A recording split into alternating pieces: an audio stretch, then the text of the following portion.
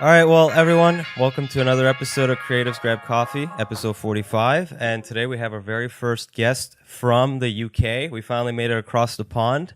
We have Rupert Rixon, Rupert Rixon from Perspective Pictures here with us. Rupert, thank you for coming on. Thanks for having me. It's great to make it across the pond as well. Let's just get the background out of the way first. So just tell us a little bit about how you got into the industry and a little bit about Perspective Pictures. Yeah, for sure. So I run a video production company called Perspective, or Perspective Pictures. We've been going for something like 7 years now. We make all sorts of video content. We're a team of 26, 27 people. We work with big clients like Red Bull and Deliveroo and, people like that, and then kind of small companies as well. We produce all sorts of stuff from big Red Bull stunts on their YouTube channel with, landing planes on helipads and things like that, right down to kind of crowdfunding videos and startup social ads and, things like that. My background initially was I kind of started loads of different businesses when I was like from the age of 12. And I started a business renting out Nerf guns for kids' parties and started a YouTube channel to promote that. And those videos started to go viral and I was like, oh, this is sick. Filmmaking is super fun. And sort of followed that path, made a documentary where I skateboarded across America from LA to New York. And that was just kind of, kept growing from there. Nice. So you've been operating the business for, you said, 7 years, right? Yeah. It was our 7th birthday last week. Nice. Congrats. Wow. Happy birthday. Thank you. It's a big one. Yeah, we've been doing it for roughly same amount of time, I think, Kirill. When did we start? 2015 or something, right? The end of 2014, 2015. So about 8-9 years or so. But like we've covered in the past where essentially the first few years, we didn't really treat it like a business. It was more so like two freelancers hanging out.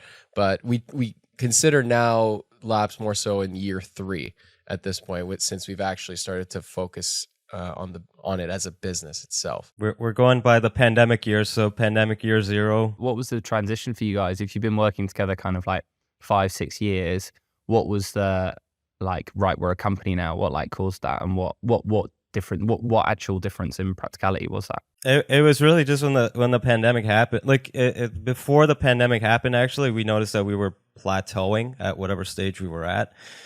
And as soon as the pandemic happened, we had a couple of months of just, we were in a weird mindset of like, there's no work coming in. What do we do? Whatever. And then we just sat down one day and we started to think about Lapse as a business and how we could grow it and what we should do to like turn it into like a growing business, right? So like Kirill said on other episodes, like the pandemic really forced us to rethink our whole business process. And then from there, we started networking with other businesses and it got us really thinking outside of the box. And then we started applying like all the knowledge we started learning to Lapse. And like I would say 2021 was like our first, we both consider it as like our first year as a business, right? Like we mentioned in the past, it felt like before that we were really just two freelancers collaborating on projects. But even when we weren't like two freelancers, it just felt like we didn't have the business knowledge that we needed to have to run a business. But then after the pandemic or during the pandemic, we kind of figured that stuff out, and every year has just been compounding our knowledge and expertise year after year. So I think that was the thing that really transitioned us from being a freelancer to being a business, right, Kirill? Yeah, and the one thing that we notice, with every year, just to kind of like start planning and trying to see what kind of milestones we could reach towards, like one of the first things we're trying to aim for is to get like maybe our first 1 or 2 full-time employees to join. Whereas you in 7 years have managed to bring your team up to about 26, 27 people, which I'm very curious about. Like, what was it like going from just you to 1 person to 3 to then what, 26? Yeah. So, it's tough. Like, the more people you hire, the more problems you're going to have. Like if every person in your team has like a really difficult issue once a year that you have to deal with, for me as a manager director now, that's every 2 weeks. So there's like a big problem that you've got to kind of take on. And sometimes those are all at the same time. So, the more people you get, like it's one of the disadvantages for sure of like the agency model, like your problems and in terms of process and structure and everything, it breaks every time you sort of double in size. But from the beginning, I had like one team member who started from the very start, who I sort of brought on because I just knew that I wasn't going to be someone that could sit in a room by myself and just kind of get through it. I had a friend of mine who was working in a garage, and I was like, hey, do you want to go and like earn £300 a month, or like, I don't know, $500 a month or whatever? And, you know, I'm trying to build this business. And then it sort of scaled from there. Like, and then there were different pain points. So like, for instance, when we got to 11 people, that was probably the worst period of time, because that was when I still sort of managed everybody. So there wasn't this kind of clear structure of communication. Everything was still very open. Everything was like turn around in the office and speak. And when you get to about 7, 8 people, that's where that starts to become a real problem. And 11 was the peak where I was like, fuck, like this is horrendous to manage this company like this. And for me to sit down every quarter and do everyone's reviews, everything else. And then when we got to like 15 people, when we sort of introduced middle management, it got so much easier, because ultimately you start breaking people up into teams. And now, although we're a team of, 26, we're kind of 4 teams of, 7 or whatever it might be. So now it's much easier to manage. There's heads of department and yeah, so it's kind of a bit more straightforward. Not to say there's not still problems and things that still don't get harder as you grow, but your processes and everything just break every time you sort of double. When you first get to 7 people, it breaks, then 14, it breaks, and etc. That's pretty interesting, because I think a lot of the businesses we've spoken to, they're very skeletal in a way, but I think that they're either skeletal to the point where it's I'm guessing under 8 people, or they're like past like 15 people. So there's like no in between. So it's interesting to hear that at a certain point, it just becomes too hard to manage. If you're just like you were saying, like you were managing everyone. Yeah. Versus like when you get to a certain point, then you got to bring in other people to manage other people, right? Yeah, absolutely. And there's so many variables for that. Like there's 2 of you guys, so that might change that number that looks like. And then there's also a book I'm reading at the moment by the founder of Netflix called No Rules Rules. And it's about how you need way less structure and way less structured process if you have a higher talent density. So like the more capable and the higher quality your team are, like the less intervention and the less structure and process you're going to have to apply to them. And they talk about how like even one underperformer on their team is a huge problem, because that massively brings that entire team down. There's a lot of research that one poor performer isn't like just proportional to like the amount of work they have. That kind of bad behavior and stuff spreads.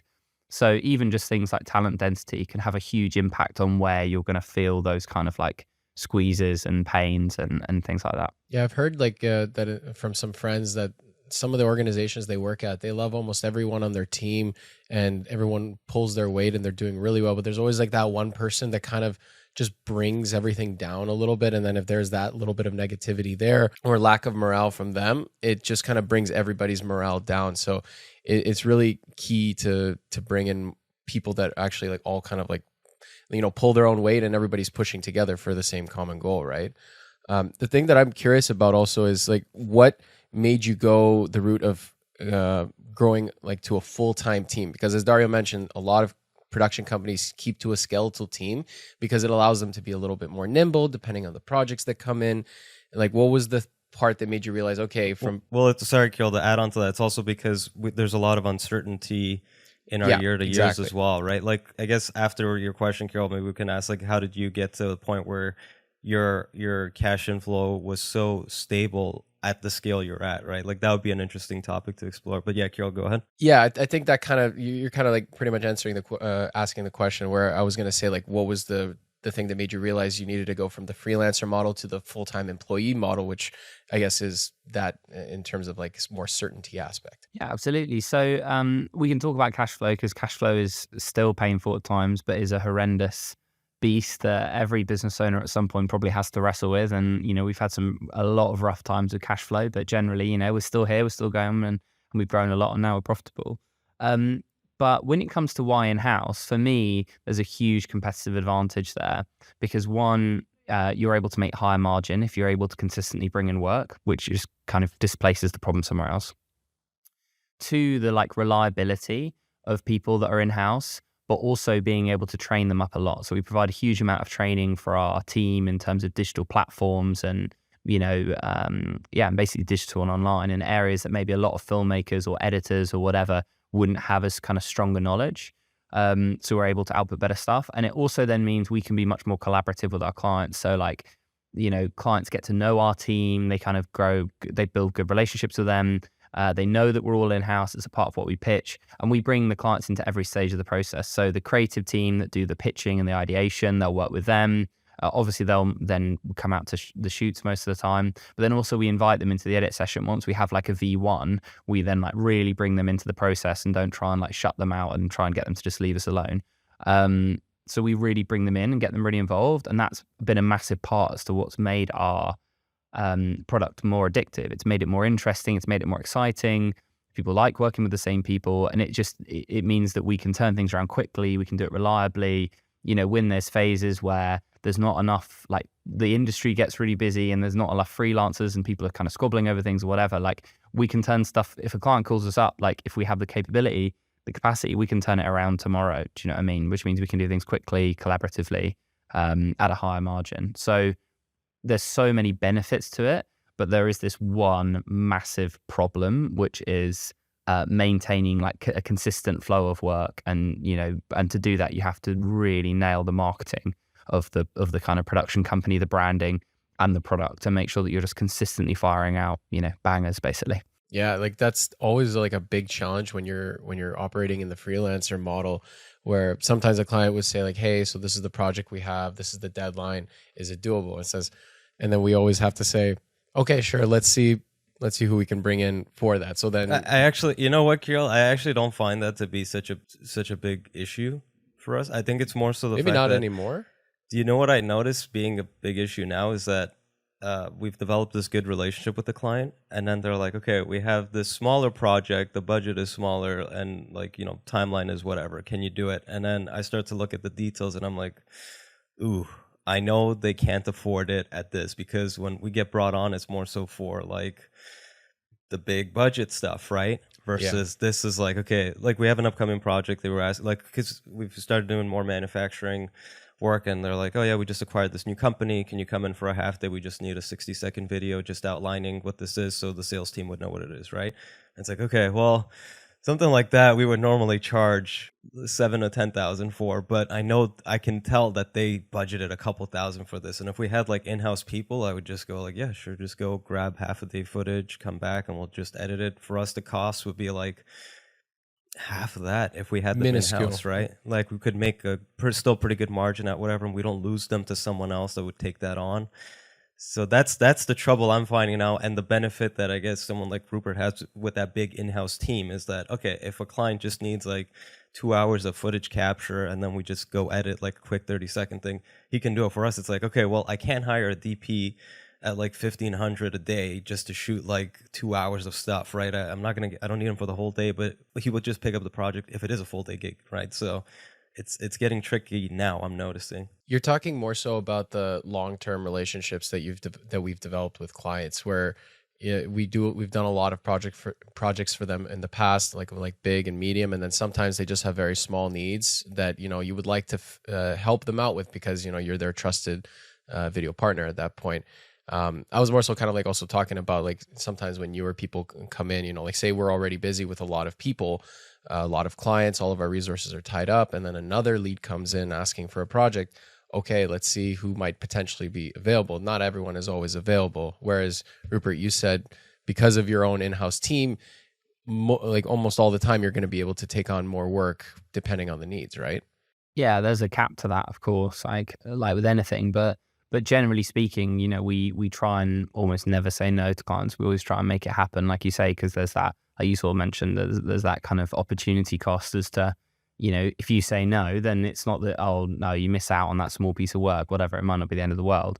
But that means that then they're going and speaking to other suppliers, they're building relationships with other suppliers, and that, that can be problematic, right? So yeah, we absolutely try our best not to say no and to be as accommodating as we can be, while also not, fucking ourselves over. What was the like inciting incident for you guys to go from, like just a starting out production company to like getting to the point where you're like, oh, okay, now we're on the scene. We can take on bigger projects, more projects. I can hire more staff. Like what was that moment for you guys?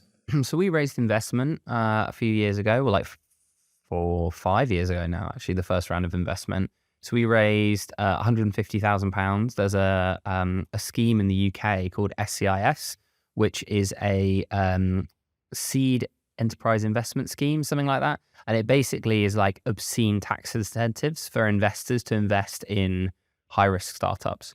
So it's like if you invested 100K in us, you would get 50K back in taxes like straight away. And if the business failed, you get 30K on top. So you only risk 20% of your capital. And if we pay dividends, if we're profitable, you don't pay any taxes on those dividends. So it's like a scheme that the British government has to encourage high risk investment. And we raised 150K like that on that scheme, and it was super straightforward. And it was phenomenal. So that was a huge moment for us to be like, you know, fucking hell, we've got 150 grand here. Like, what can we do with that? Nice. What does that mean for us? Like, we didn't want to spend it on kit. We wanted to scale a team, scale our marketing efforts, all that kind of thing. And we did. It's funny. You say the word scheme, but here in Canada, the word scheme usually kind of like coincides with the word scam. But you were talking about it in such a positive way. It's like, I would love to be schemed and scammed a little bit, you know? Well, maybe it is a scam, who knows? But no, in our context, not. But, you know, also scheming is a thing in the UK. Like, we say that as well. Like, oh, I feel like scheming you're... That's what I mean, right? Did you guys use any of that money on your website? Because I got to say, like, I really, really loved your website. Thanks, man. When I first came across it, it's funny because a couple of months, like when we were first getting into redesigning our website, like your website was exactly what I had in mind, but I have nowhere close to the amount of skill you would need to pull that off. Yeah, no, well, most of that we built in-house, to be honest. It's one of the beauties of like having the talent in-house is like you end up working on internal tasks and, you know, working on our own stuff when we have that availability. And after we had this big push where like during COVID, I was like, right, well, we're going to struggle to scale our revenue. We maybe grew our revenues like 30% during COVID, but it was rough. So I was like, cool, what can we do during this period of time? Because this is going to be over and then there's going to be a big boom again, I'm sure, and whatever. So how can we scale for that? So first of all, we hired really like key people. We were like, cool, let's go out and hire some like bigger players, head of creative, those kinds of roles that are traditionally a lot more expensive, and they were a lot cheaper and we got much better kind of applicants because people were looking for jobs. So we did that. 2, we took on an office, which is like a 5,000 square foot office that can seat everyone. We have our own studio here and everything else. And again, we signed a 5-year lease during COVID, like when the rates were so much lower. And then we spent the time during COVID renovating the office and stripping it out and building it ourselves. And then the final thing was we rebranded. So we redid our website, we redid our show reels, we redid our logo, like everything. So the idea being we did a new like company ad, which is this like main ad with me like speaking that we run on like Facebook and Instagram and stuff. And we then sort of like, as we were coming out of COVID, then relaunched the brand with this kind of like new team, new processes, new branding, new office, and just went sort of hard at it. And we doubled our revenue that year on year, which was like crazy for us. Kirill, I don't know if you saw his branding, but it's on point. It perfectly encapsulates like creative, fun, high quality. That's like the vibe I get from watching it, and it's really well done. I got to give you props on that front. Thanks very much, man. Thank you. It's very hard to hit a lot of those points as a production company, because a lot of companies always like try to focus on the quality. That is like usually what like the biggest thing that people are pushing for is like, look at the quality of our work, the quality of our work, the quality of our work. But it's really hard to kind of showcase the people behind it, you know, and what kind of energy and vibe everything is, because creating videos should be fun, right? It's not always like a super serious thing at times, you know, like obviously, yeah, everyone wants to be serious and get good professional work, but why not have fun at the same time while doing it? And that's what we got as a vibe with your branding, especially that video that you guys put out, like kind of encompassing your business. No, absolutely. And like, I love the Last Supper picture they have. Yeah, that was so good. It's so funny. I love it. I get a lot of shit for that, for making myself Jesus, obviously, but you know, that wasn't actually my choice. That was a producer that sat me. Oh my God. But yeah, there's I think it's super important. Like, you know, you guys mentioned a manufacturing client, right? We work with a lot of industries, you know, as I'm sure you guys do, that aren't super exciting, that aren't super creative. And everyone is creative. I really believe that. Everyone's born creative, and then we kind of lose it a little bit as time goes on. So like, I see like working with us should be like a really enjoyable experience that you might pay for just as an experience. Like we need to be super communicative, like super friendly, like everyone you works with needs to be like really energetic, positive and fun. And like it should be like a creative exploration where they get really involved, they get to like explore, you know, whatever. It should be like the best part of all of the things that that person has at the time on their list of responsibilities. Working with us should be like the most fun thing. That should be like the number one thing they look forward to. They want to get into the office and they're like, oh, I'm excited to like hop on an email with perspective today. Like we're going to have a bit of a laugh. Like I'm going to come up with some ideas with them. Like it's going to be like fun. Whereas like there's a lot of narrative sometimes in the industry that's like about clients that can be a bit snooty in my opinion, where it's like, let's shut them out. Like, what do they know? Whatever. Like for sure, they're not fluent in like the design language or the creative language of like video, like for sure. But we're meant to enable them in that sense. So I think that it should be like super fun. That's like the number one thing for me, because like how many video production companies are there? There's literally millions of us around the world, that people that watch YouTube, went out and bought a camera, got a bit better and better and better at it, and could shoot cinematic, nice footage and kind of structure a narrative together. So yeah, it's got to be fun, right?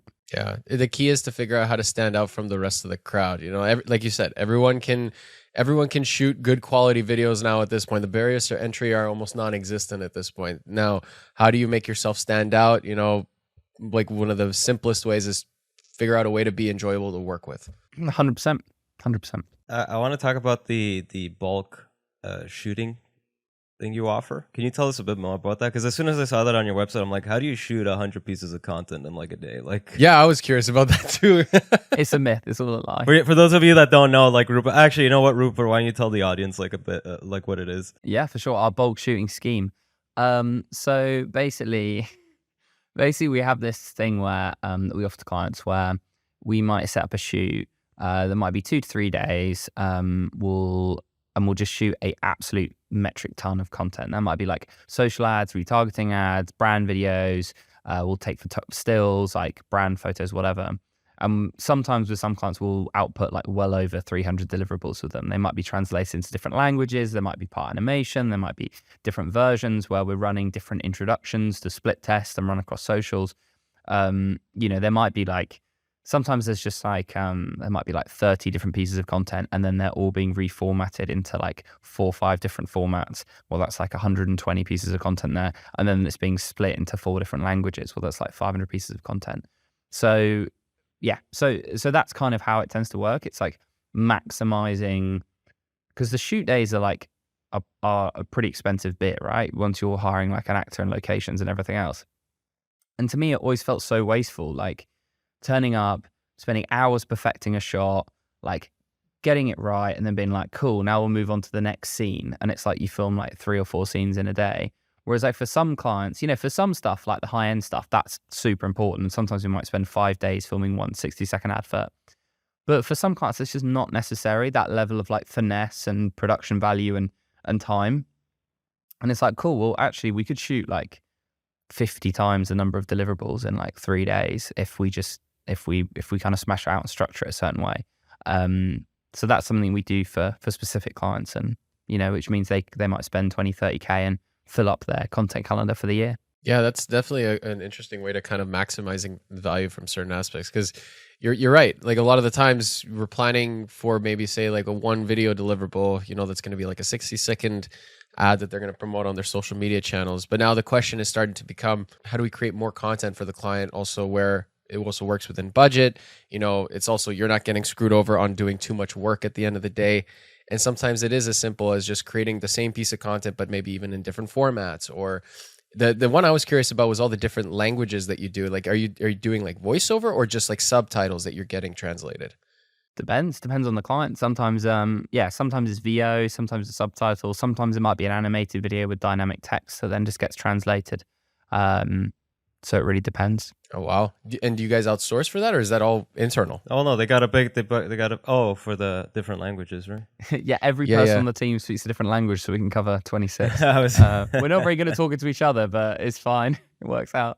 It depends. So we do have some different like people that speak different languages here, and people that work on the team that might speak Spanish, German, you know, whatever else. But generally speaking, it just depends on, if there's a language we don't have in-house for someone, we'll outsource it to a freelancer who'll do the translation for us. Or sometimes a client translates it for us. So That's happened before. Yeah, no, we've had that happen in the past where they've needed like for different languages. Mostly like here in Canada, we get the need for English and French at the very most, but even French not as often. So most of the time we just get English. But it makes sense for you because you're in Europe, and a lot of the companies that are based there need to be able to hit different targets based on what's close by. Yeah, like every country is basically like a 3-hour drive distance, where if we drive 3 hours, we'll still won't get to Ottawa or Montreal in our area.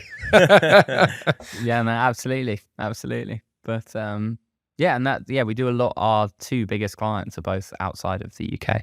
How do you manage like with different countries like that, like all the time? Well, so sometimes we'll work with like local teams. So we're doing a project around sustainability that's like all over the world. We're producing like hundreds of films a year for them, and they're, literally North America, South America, Japan, all across Asia, all across Europe. And a lot of the times we'll work with local teams where we might find like a local videographer to film something if it's relatively straightforward, or we'll fly out, but it just depends on the budget and everything else. And so doing a sustainability project and flying all over the world doesn't seem like the smartest thing to do. So yeah, that's kind of counterintuitive there.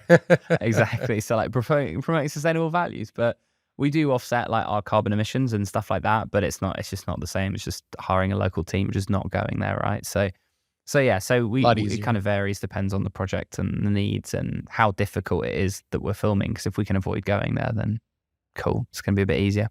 Let's talk a bit about what the market is like in London, because we're here in Toronto. We've spoken to other people in different cities across Toronto, North Carolina, Seattle, but you're the first from London. So what's the scene like over there?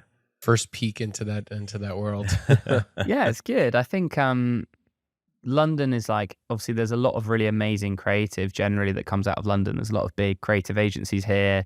There's a lot of like music artists that come from London and from the UK and stuff. So for us, like internationally, having that London badge is like people are keen to work with us still, if that makes sense, going internationally. And that's kind of helped us again with international clients. In terms of the market here, like immediately, like I think it's pretty good at the moment. We're in a recession or whatever that means. But the thing that I've noticed, and I don't know if you guys have this in Canada or what the kind of main macro factors are, but now we're getting a bit bigger. When stuff is happening in the news, we are feeling that happen. Like COVID was the first time that happened, where we were like, you see something on the news and it's like business is a disaster, and we actually feel like that. Whereas before it'd be like, because we were tripling in size every year, it's like, well, we might grow 10% less because the economy hasn't grown as much, but we're not really noticing the changes in the economy. Whereas now the thing that I'm really noticing is that whenever there's uncertainty in the market, everyone holds back their budgets to the last possible moment. So they're like, oh shit, like the recession's coming, things aren't looking good, blah, blah, blah. And then they just like, hold on. And they're like, and then they all at the same time go, shit, our financial year's about to end. We need to spend some money on video because we've not spent any money and we're going to lose our budget next year. And it turns out everything was fine anyway. And all the clients try and all buy stuff at the same time, which is a bit nuts. So, or some of them will just pay us for a project. They'll just pay us like an invoice, and then they'll just want us to hold on to it. And then later on, they'll ring us up 6 months later and be like, yo, that 50K we sent you, can we do something with that now? I've come to collect. Which is a dream for cash flow. It's like, great times. But yeah, so I think the market's pretty good. We're at a size now where we're certainly feeling like the impacts of like macroeconomics, which isn't something I ever really thought I'd have to think about in my life. But generally it's pretty good. Talent is great here. It's really easy to get like great editors, great videographers, all that sort of stuff. While in China, like the number one thing that kids want to be when they grow up is an astronaut still. And there's all the, there's so many people going to engineering. In the UK, the number one, or I believe it's the US even, the number one thing kids want to be when they grow up is YouTubers. So lots of people that learn how to video edit and film, albeit to the detriment of our engineering capabilities. But yeah, so generally pretty good. How was that compared to Canada? Does that sound pretty familiar, or are things different there? It's similar. Like I think we're not what you were saying about like being affected by the macroeconomic changes. I think we're starting to notice that ourselves as well. Like because up until now, like even if the economy was bad, like we were still growing because we were small. But I've noticed, for example, in like the last month and a half, like the amount of leads that came in decreased drastically, and that's Yeah. obviously due to all the layoffs, due to and the interest rate hikes and everything. And like several other production companies I've spoken to in Canada have said the same thing as well. Because at first I was like, ooh, I wonder if it's just us. Maybe like something, I don't know, like because we're like, it's like on page 2 right now. Maybe that's why like people are still sticking to page 1 on Google. Maybe that's what the reason. But everyone else I spoke to, they're said, yeah, the amount of leads that came down, like that would come in or has decreased. But we still have a lot of work with our current clients, and the other guys I spoke to, they're in the same boat too. So we're in the same boat. But in terms of like the scene here, like there's a lot of work to go around because there's a lot of companies, a lot of different industries. I would say like there's not too many. It's not like if you go to like the middle of Canada, it'd be more like agricultural industry or whatnot. Oil and gas here, it's very diversified, I would say. I mean, maybe leaning a bit more on financial, maybe, but not even. Like again, it's pretty diversified here in Toronto. There's a ton of different industries, like, and there's a ton of work out there too.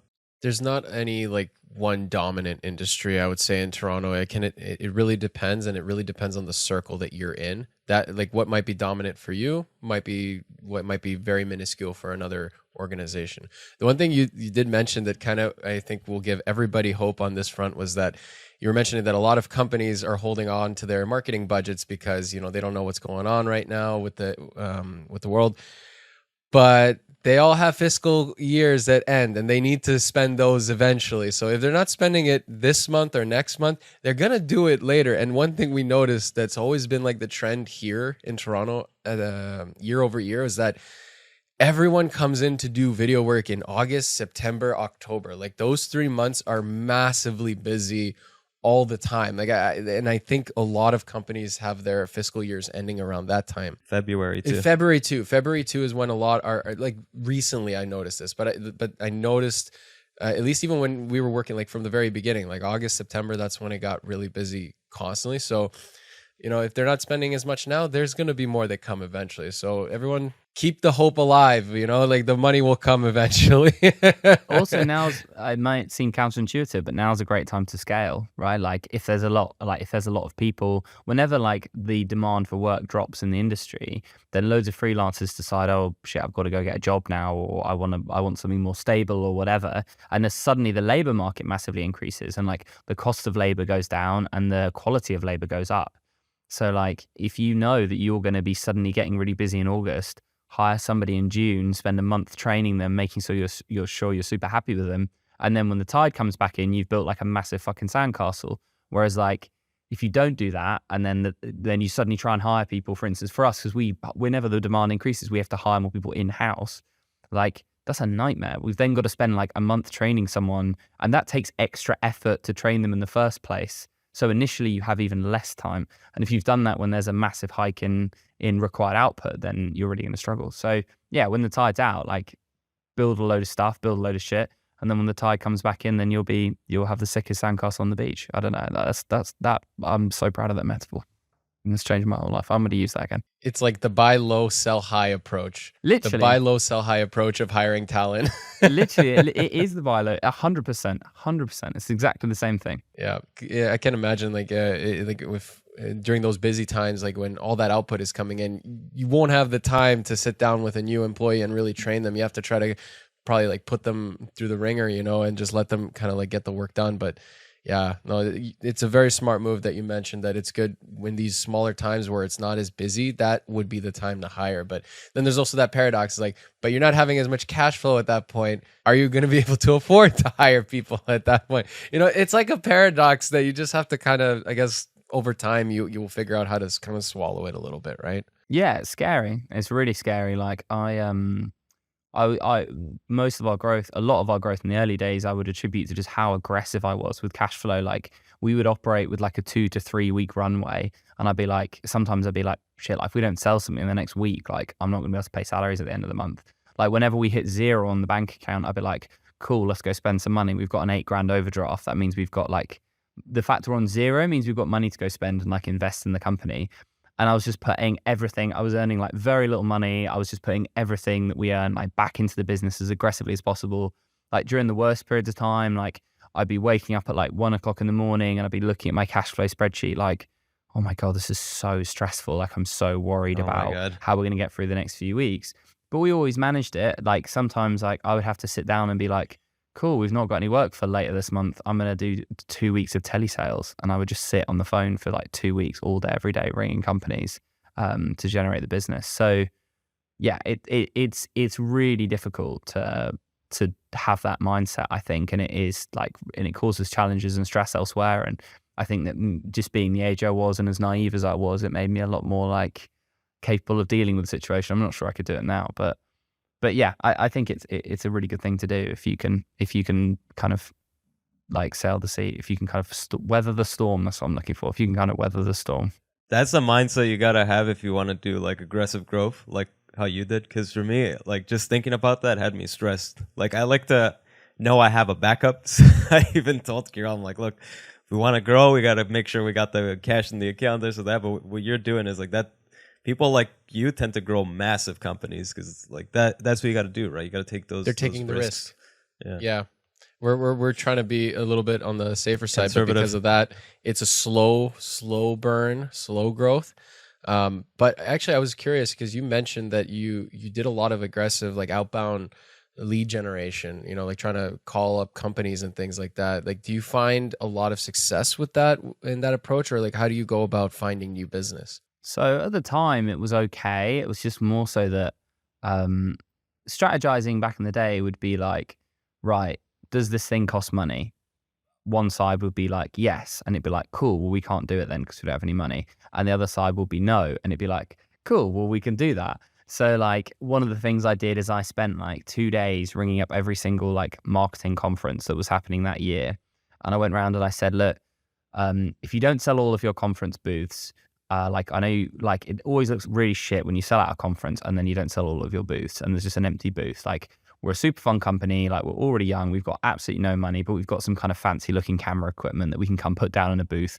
And all you have to do is just give me 24 hours notice. Like if you ring me up 24 hours before and say, I have an empty booth, you can have it, I'll make you a free video for the conference. So it's like win for you and cool, we get a free booth.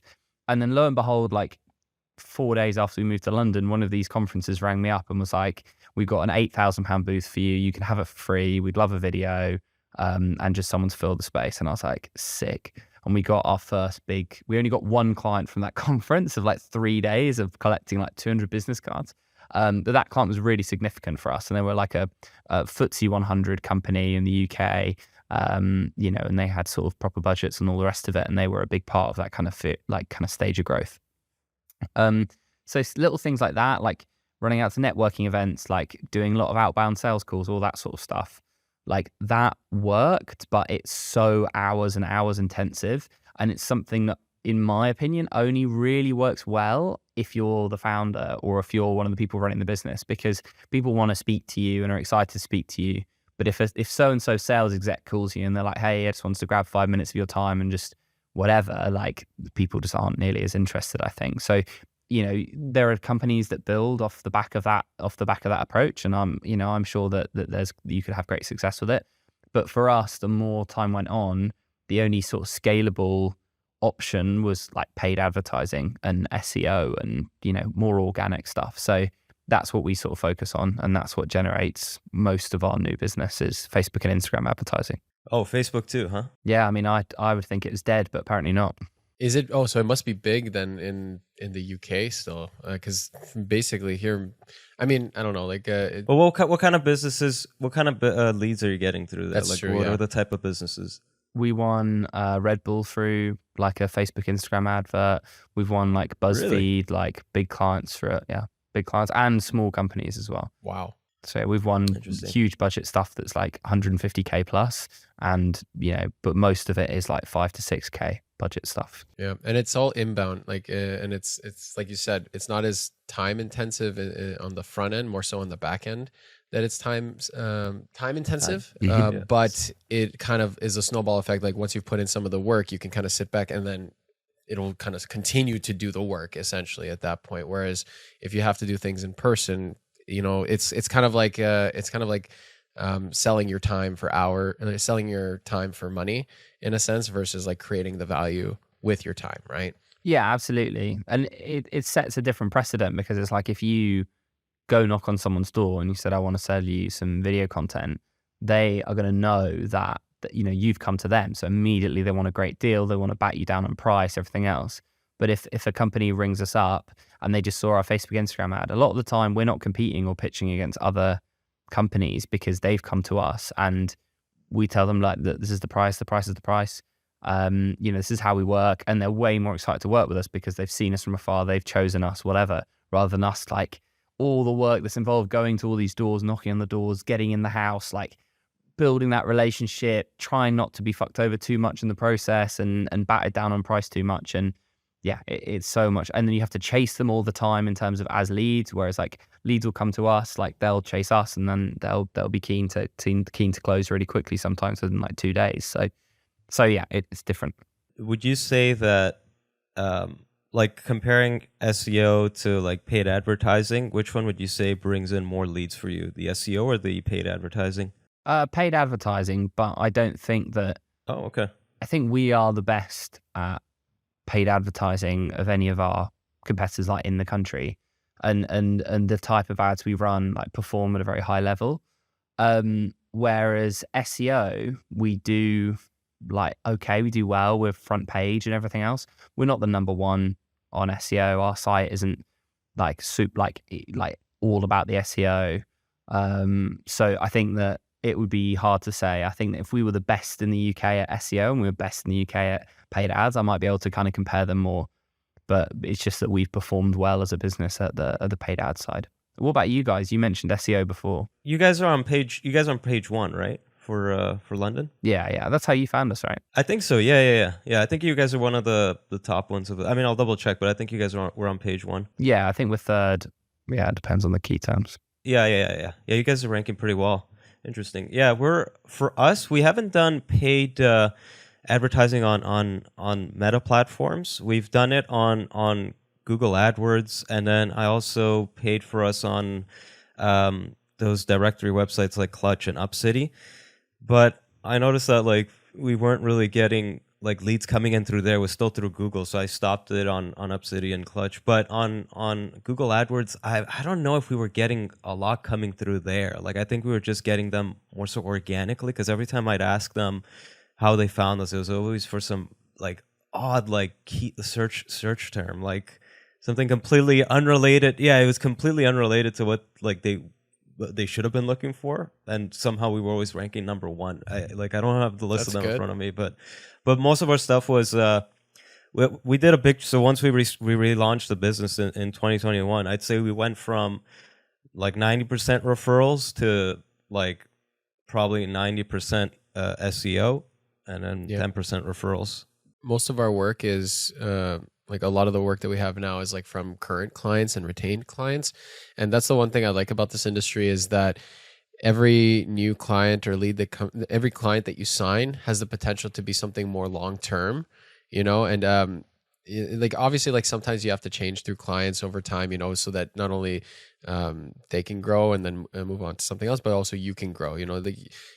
It's funny because I think most of our clients are all new from like post 2021. Like I don't think we have any clients currently Some that stragglers.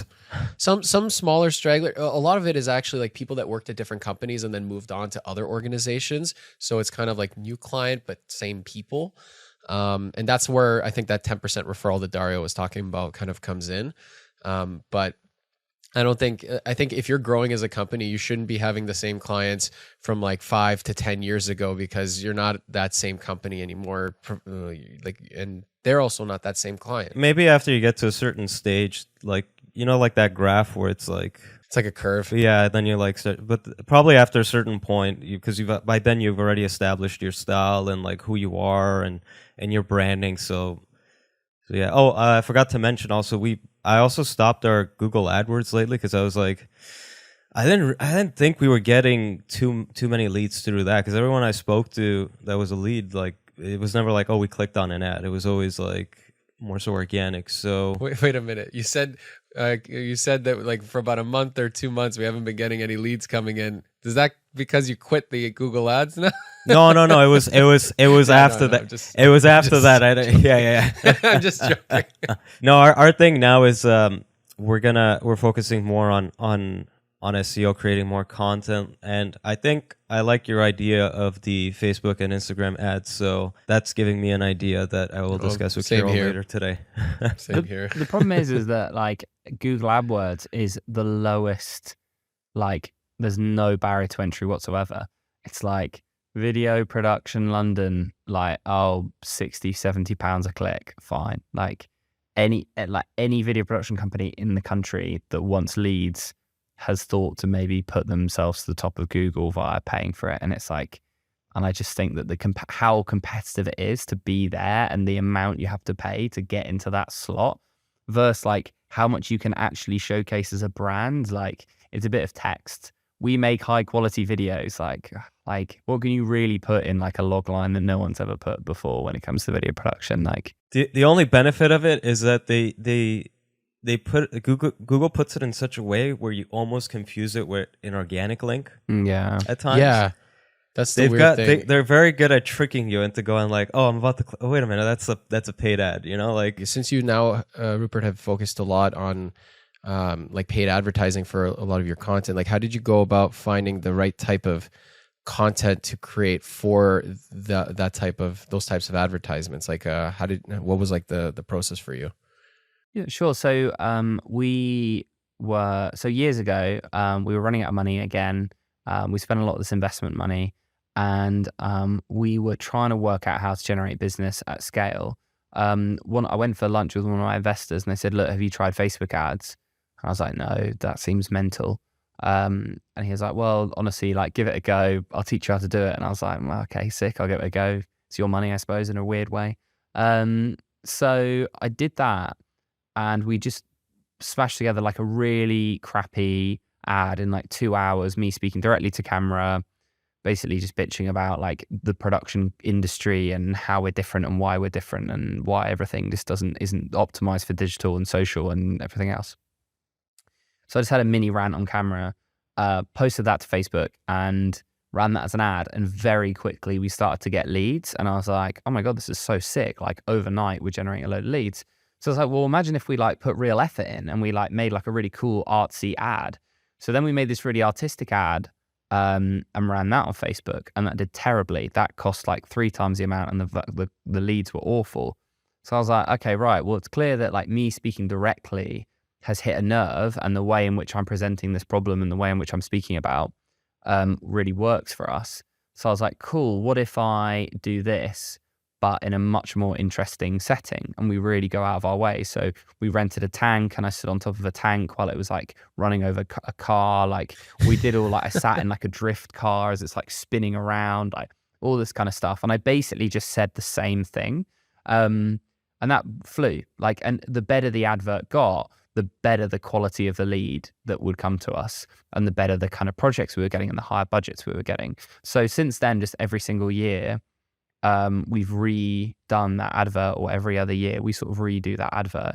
And the most recent one, like we rented 2 planes, and I stand on top of one of the planes, and then the videographer stands on the other plane, and they fly together in unison. And then the videographer's filming me like ranting on top of a plane. He's the Tom Cruise of video production. Every year he tops it off with a new stunt. I'm just taller and really scared of heights, so it's like it's kind of Next time it's at the Burj Khalifa, right? 100%. I'd love every second of that, being stood on top of that really tall building.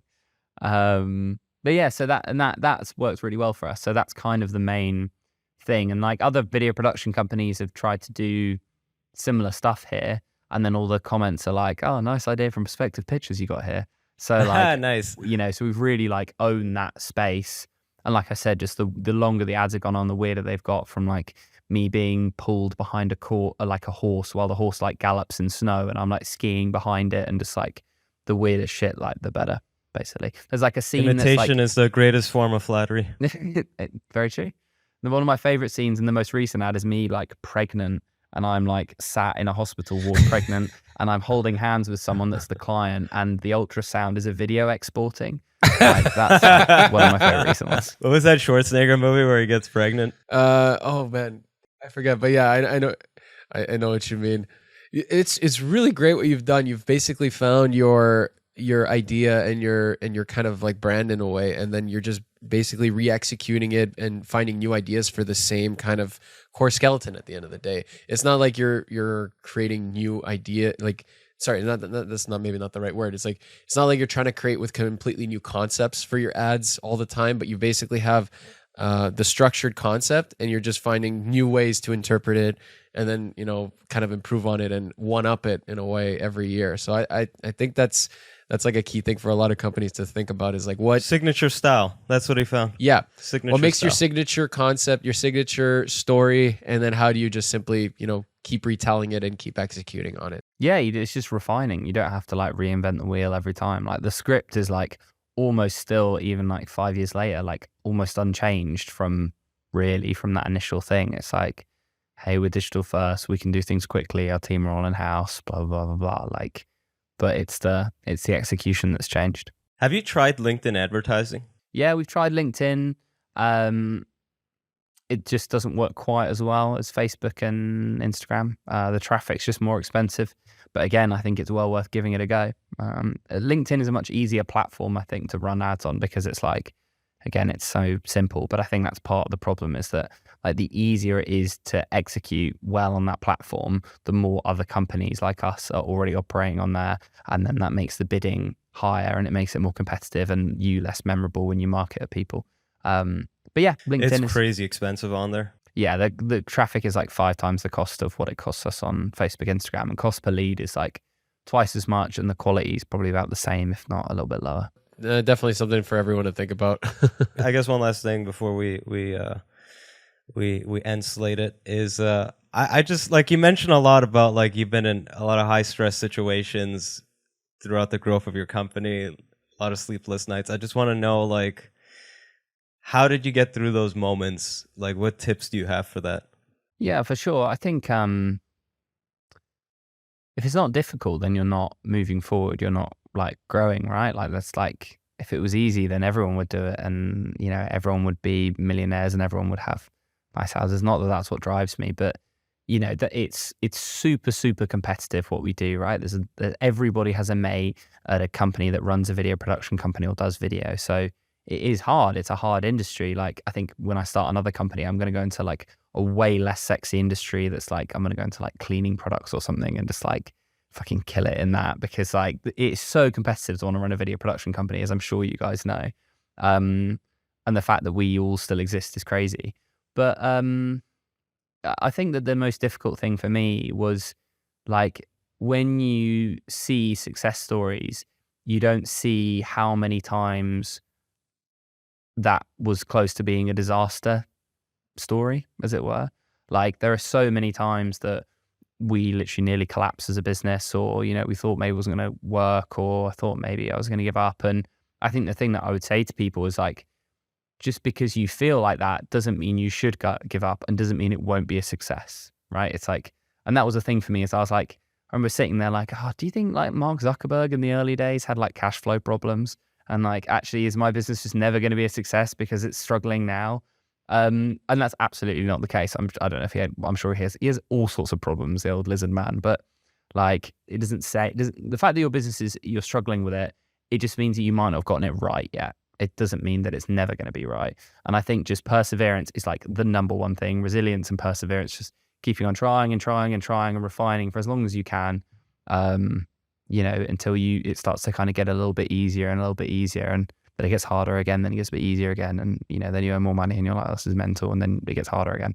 That's kind of my thoughts on it. What about you guys? It's funny that you mentioned that, because it's like that saying where you never know just how close you are to just kind of getting it just right. You know, you can try 985 times and you may quit, but maybe it was the 986th time that is like kind of like the breakthrough for you. So like you said, you have to keep pushing no matter what, and then it'll come eventually, right? Yeah, absolutely. Like, if you're like refining and creating like something which is worthwhile, and like eventually it will become good enough that people will pay you for that thing or that skill or that product. You just have to keep working at it to make something better and listen to that kind of client feedback and what people think of it and how people are interpreting it, and pick up on those little like nuggets of someone, like you saying like earlier, like, oh, you guys seem really fun. And it's like, oh, cool. Maybe we're like the fun ones, maybe that's something we really double down on, like whatever. So it's like just like refining, like iterating, listening to that feedback, like keep pushing through it. And worst comes to worst, you could always go get a normal job at the end of it. But, it's like throw everything you can at trying it. And then if it works out, amazing. And if it doesn't, well, you gave it everything. So that's kind of my feeling on it. But I mean, what's for you guys in terms of the journey? What's been the most difficult period you've had? Was it sort of like COVID? Was that the hardest period of time to get going? Like when were you closest to like giving up? Never. we never really gave up. I don't think we've had like a moment like that just yet.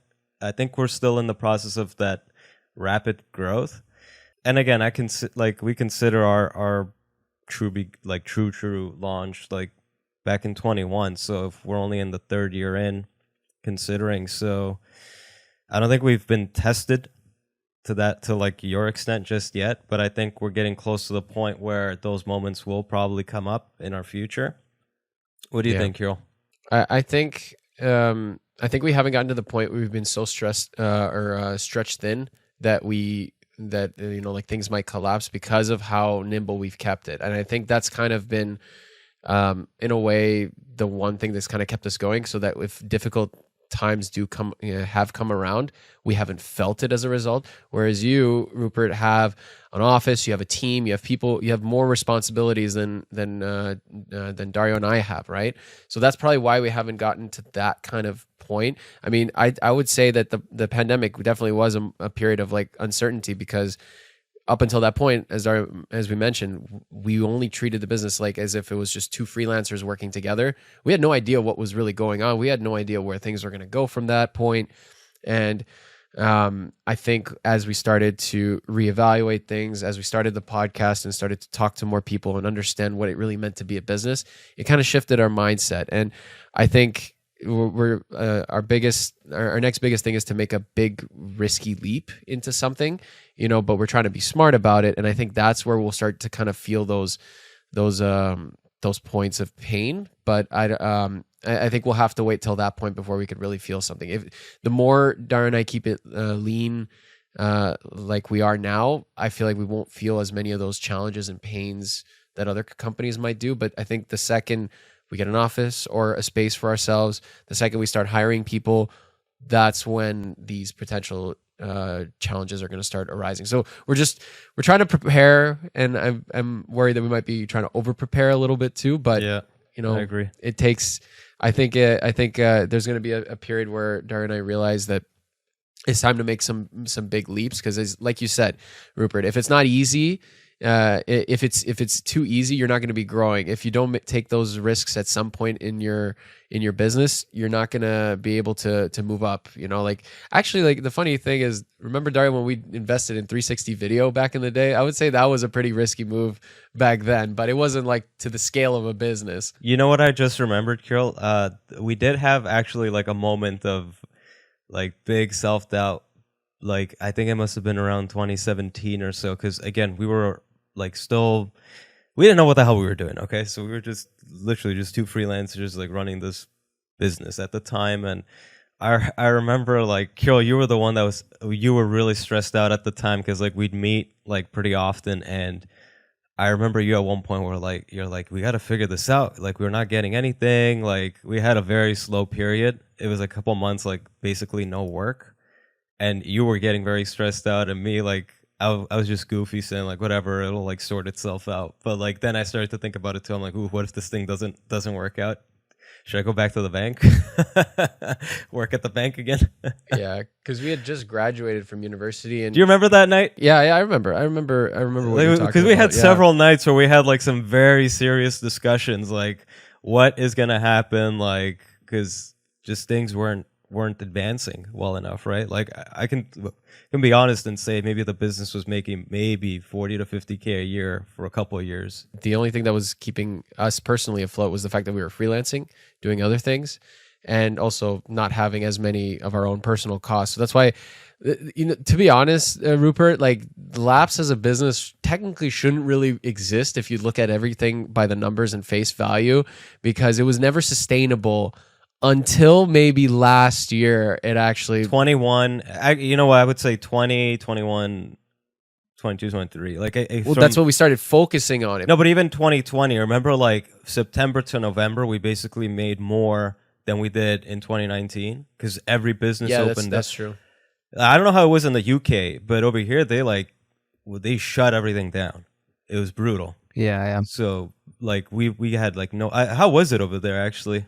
How was the government over there? Did they completely botch everything like they did here? Oh yeah. I mean, in fairness, I think to any government, it was no one really knew what was going on, and everyone was just throwing shit around, weren't they? But yeah, I mean, it was pretty chaotic here. We were the longest closed province in the world. Do you remember? Really? Like everyone else, everyone else was open. That. Ontario still had up its ass. Like it was wild, man. That's nuts. And like they opened up briefly from like September to November in 2020, so we got a lot of work in at that point, and then they closed everything down again. Yeah, and they opened up in like mid 2021 was when we were able to actually start working again. And that's why I was saying, Dario, is that I feel like 2022 was actually where the sustainable aspect of the business, where cash flow was actually starting to come in consistently, leads were starting to be more consistent. We did a lot of the legwork and groundwork in 2020 and 2021 to kind of get it to that point. So now, after like maybe like a year, 2 years of sustainability, this is where we can actually start making calculated risks within the business and figuring out how to push and grow. But I think it's like we take it month by month and see where it goes. What is it that you guys want to, where do you want to get to? What do you guys want to achieve? Because I suppose that's then sets up the response, right? What's like, do you want to build a company and sell it? Do you want to like build a company and maximize profits? Do you want to just like keep the team relatively small and make stuff that you guys are really passionate about? Like what is it you guys want to achieve? I think our goal right now is keep the team pretty skeletal and also maximize profit. I think that'll probably change as like we speak to more people, get different takes on it, and also like we experience different stages of the business. Like we might decide to go in a different direction, but I think probably Kirill and I should sit down one of these days and plan things out. But yeah, what would you say in that case then? Keeping things skeletal and trying to maximize profit. Yeah, that's kind of like the main point right now, just to kind of like get us to that consistent, sustainable level is what we're trying to kind of get, and then we can evolve to the next one. Yeah, so I think that in terms of problem is profit is in these earlier stages is the enemy of growth. Like the more if somebody gives you £1,000, right? What could you guys do with that? Could it be spending money on marketing? Could it be spending money on equipment? Could it be investing in new team members that you train? Could it be getting office space? Like there's still so much stuff that's uncharted in terms of what you can invest in. And by like, if you really believe that you're going to build like a scale, like a growing business, and you have a growing business, like every time you take £1,000 out of that business, you're taking £2,000 away from yourself next year, and £4,000 the year after, and £8,000 the year after that. So it's like, if you want to build like a skeletal team and just like maximize profit, I think that's great. There's like other production companies that I have like relationships with in London who will be like a team of 4 producers, 5 producers. They'll do like X number of projects and they'll make like a big profit each year, and they're just sort of happy with working on projects they're sort of that they have, and their overheads are pretty low, right? So they've got the flexibility. Like if they want to go off and like traveling for 3 months or whatever, they can just kind of close their doors and go do that and then come back if they really want to. Whereas if you want to build something higher margin in the longer term, something that might be saleable, something that's going to run, if you guys don't turn up to work, if I didn't come into work all next week, like stuff would still happen, we would still scale, like there'll still be new business coming in, there'll be a team behind that, like, and if you want to get to that stage where something sort of runs itself, and you have something that might be saleable as a business, and something that growing to that sort of stage, then reinvesting money, so maximizing profit, I might be misappropriating what you mean by that, but like taking profit and then reinvesting it constantly in the business is going to be the way to do that. But it just depends on what you guys want. But now is like a good time, I think, anyway, to take risks, because there's a lot of, like I said, there's a lot of people in the market, There's a lot of employment. Like, and if it all goes like tits up and you guys fuck it, you can always just go back to where you are now, right? You can strip it right back again. There's, it'd be very stressful, but there's nothing stopping you doing that and refining it down to these clients you have. But yeah, I'm a big believer in investing. I look at you and I go, man, that guy's already like in a really good spot. Like, what are your like next steps? Like, where do you want to go from there, from where you're at right now? So we're looking at like, there's a few things. One, we're looking at like diversifying a little bit into like other products and other sort of things in the space that we'll be announcing at some stage. But I think there are some big opportunities that aren't just in production, but also I don't want to become like an agency that does like paid social and stuff like that. I very much want to stay in like production and like own this space and do this really well. Two is just like bringing on bigger and better, more exciting clients and like continuing to do that. Like, we're not a bolts factory where we just make bolts and then whoever buys them, it doesn't matter. Like, we become our clients. That's an unavoidable reality of this industry. Like, the clients we win is what like, employees are going to spend like all day, every day working on here, right? So winning and holding on to the best, the most exciting clients, the clients have the budget and the drive to do exciting stuff, and continuing to grow on that. That's really, really important. And then for me, like, I want to spend the next sort of 3 years continuing to scale the business, and then look at some stage at selling it. And that's something I'm very open with, in terms of the team. The team will have like equity in the business or promised equity. So they're part of like a profit share scheme. So they would all benefit from that as well. Yeah. And I'd like to look at an exit further on down the line where we might sell to like an ad agency or, whoever. And then I'll go do something else for a bit. Don't know. Go on holiday for a bit. Like something separate from video or what, still in the video field? Maybe, yeah. I don't really know, to be honest. There's a few areas that interest me. Like, I'm really interested generally in like entrepreneurship and like starting another business. And I've got like a property business on the side that I do. So I'm interested in sort of scaling that and the commercials involved in that. But also I love like the craft. Like, I love filmmaking. I love making documentaries, and I would quite like to look at just doing that full time and just becoming like a director and focusing on that. So it really kind of depends. I'm pretty open. I'm very much like about the path of least resistance. So I know that there's like 1,000 things that I could probably really enjoy doing, but it just depends on how things ravel and come together. And then I'll choose the path of least resistance for what I think I can kind of get furthest in or will enjoy the most based on what opportunities offered to me or whatever. So yeah, I'm kind of down for anything really. I'll come work at your guys' company in Canada. That'd be nice. Relocate. Yeah, maybe he'll be one of our next hires. Yeah, there you go. That'd be nice. I'd have a great time. I could be your CFO or something. No, I'd be a terrible CFO. I could be your like commercial. I'll be a head of sales. I'll be a good head of sales. Hey, listen, if you come on in sales, I feel like we'll probably sell the company in like a year or two after that. Okay, last question. How did you come up with the name? Or what does the name mean or whatnot? Oh, it's so awful, the name. So I made a video when I was like, so I was still running I had this business renting out Nerf guns for kids' parties, my mum. One of the things we did to promote that, as I sort of said earlier, was like make YouTube videos. And some of those YouTube videos went viral. And I made a video called like Nerf War the Movie, which was, huge. So we made that. And I was sat on the sofa and I was like, I want to like make it look like a professional production and have like a movie intro, like, Fox Entertainment, or whatever. And I thought first of all, perspective. Like, I love perspective. Like, I was like obsessed with like, whoa, everybody sees the world differently. We all have different perspectives. Like, the world isn't black and white. Like, it's gray. Like, we all live different realities, whatever. Classic like 16-year-old existential crisis kind of vibes. And I thought, cool, right, perspective is a great point. And then I also just really liked Martin Scorsese, or however you say it with an accent. And I saw him speaking about like, oh, my next picture. I was like, oh, that's so cool. Well, that's a legend. So I just thought I'd put the two together, like perspective pictures, but fucking disaster of a name. Like, it's so pointless. It makes everybody think you do stills. I like it. It's not bad. Oh, like, I actually almost hate the name. I'd quite like to drop pictures and maybe just be perspective, like that cool moment in the in No, it's good. I like it. But yeah, well, thank you. I'm glad you like it. And I've come round to it, but it is definitely a bit misleading given that we're not a photography company. So Maybe because I watch a lot of movies, like Pictures for me like works also as a production company name. yeah, there you go. All photography businesses don't use the word pictures in it, so I think you have that going for you. They always say so and so photography, this and this photography. No one says so and so pictures, right? It almost sounds amateur for a photographer, though, Yeah, which is funny. That's very true. For video, you're boutique if your name is with the word pictures in it. If it's photography, yeah, you're just a schmo. Yeah, I rate that. What about your guys' name? How did you come up with yours? Oh yeah, we have a funny story on that too. So we came up with it because at the time I was working on this very dumb short film, and the name for that was Lapse because I thought it looked cool.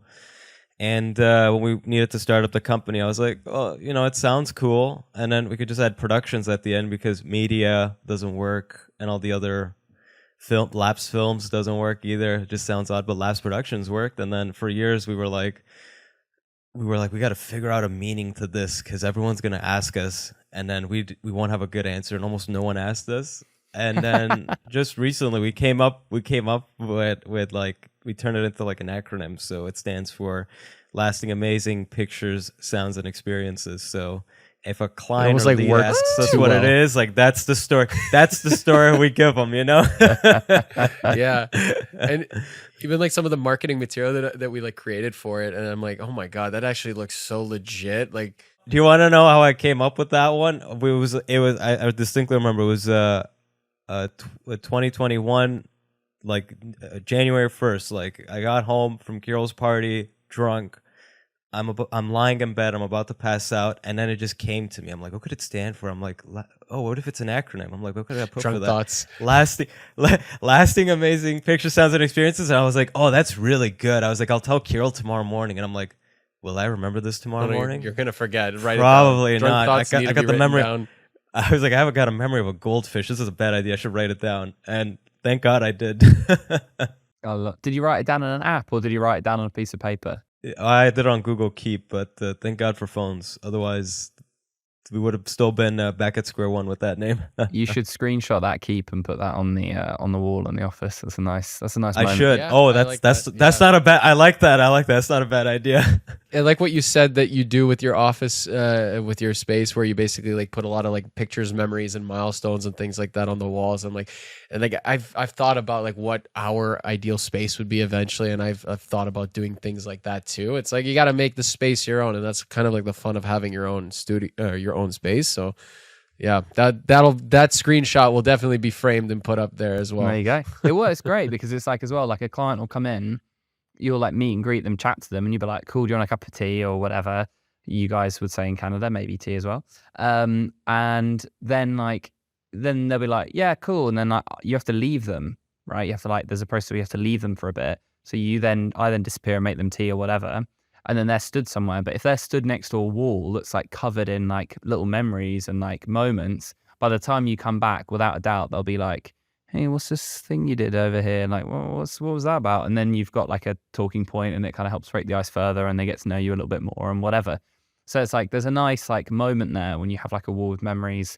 Like ours has got like newspaper clippings from longboarding across America, like old posters, old currency, like passes when we got into buildings. Like there's a note on the wall where I was drunk in Thailand and I like, similar to you, was like, oh, well, I want to write down my goals for next year for the business. And I wrote all the goals, like, I want us to do £100,000 in revenue. That'll be crazy. And I wrote it all down on like this like little hotel notepad. And I've got that stuck on the wall. And that's like so it's like loads of nice little like moments and stuff that you can kind of look back on like, oh, that was nice. And you can talk to someone. Display your stories, essentially. Yeah. Display and frame your stories. It's always going to be a talking point because it also shows your growth. And I feel like clients like to resonate with companies that have a story too. Yeah, absolutely. Building like culture and building narrative, like it's something that's hard to do when you're only like a few years old. But I think it's really important to try and do that because it creates it, like you're trying to create almost like heritage, right? Around like you as a brand, which when you're you've existed for 6 months, might be McDonald's wrappers from like a big night out, but that was a good night nonetheless. So enjoy it. Well, Rupert, thanks for joining us on the show, man. Like, we really appreciate you sharing your perspective on the industry. And see, it works. It works for you guys.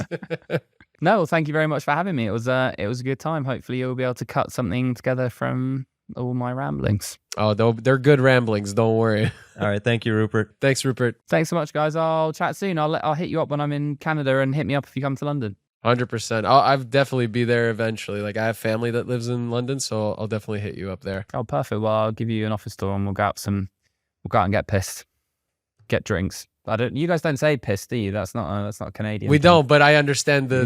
We use it in a different context. Getting pissed is just being angry.